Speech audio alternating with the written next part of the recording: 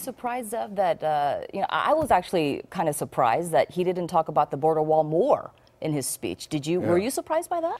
Well, he spent, I timed it, he spent 15 minutes talking about the economy. He spent almost 20 minutes talking about immigration. So he spent a considerable amount of time. It was not as inflammatory as he's been in the past. Let's wait 12 hours and see what he tweets in the morning. This is the problem. This morning, he attacked the leader of the Democratic leader of the U.S. Senate, Senator Schumer of New York.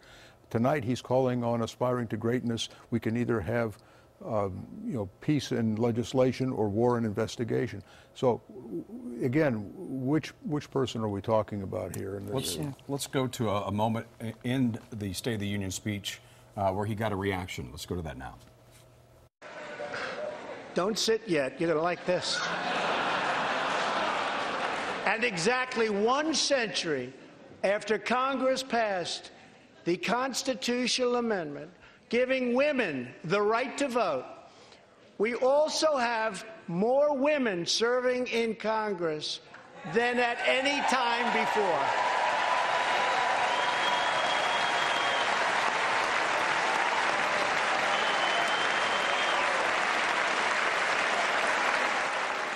It's just interesting because in that segment that we just saw there, Representative Elaine Ocasio-Cortez, who has been very vocal and very anti-Trump, as you know, as we all know, was very not amused by a lot of the comments that Mr. Trump was making, was just, clapping so loudly there and so happy about what was going on.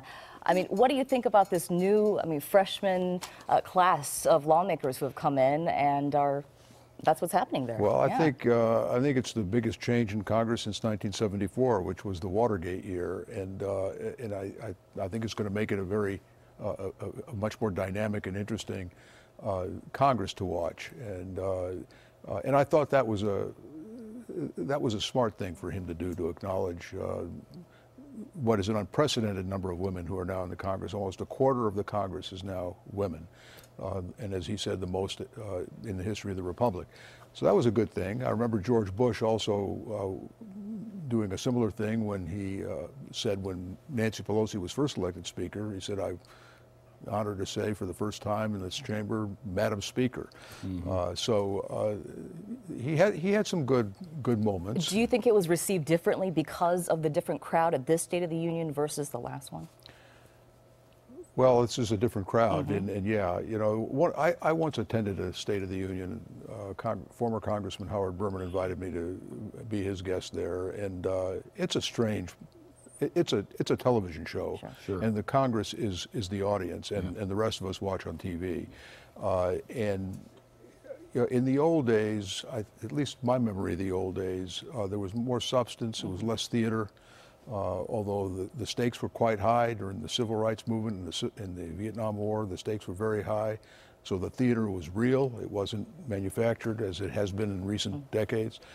So in any case, I thought the thing that drives me nuts is that presidents on both sides make they're playing to their political base.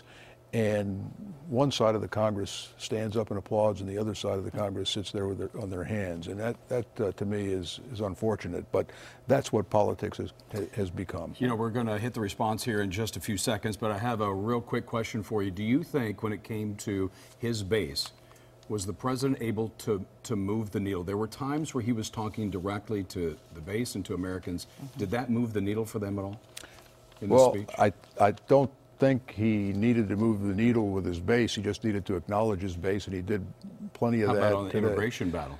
And that's the issue that he's playing to his base on. Right. He wants to hold